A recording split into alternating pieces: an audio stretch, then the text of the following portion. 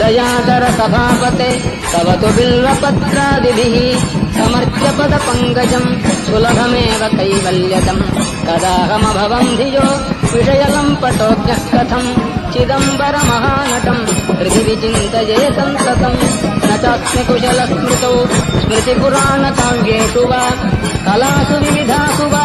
परिचितोऽस्म्यहम् नैव भोः दयाधर सभापते तव तु बिल्वपत्रादिभिः समर्च्य पदपङ्कजम् सुलभमेव कैवल्यदम् कदाहमभवम् धियो विषयलम्पटोऽज्ञः कथम् चिदम्बरमहानटम् हृदि विचिन्तये सन्ततम् न चास्मि कुशलस्मृतौ स्मृतिपुराणकाव्येषु वा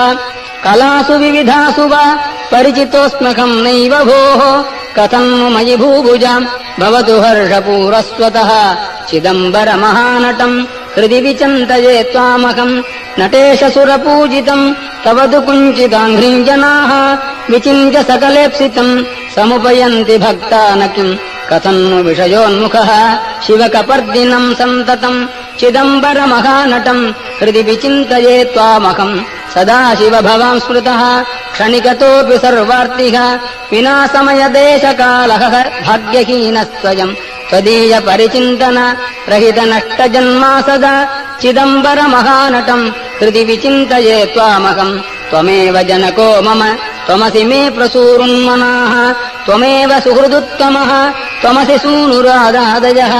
भवन्तमगजाधिप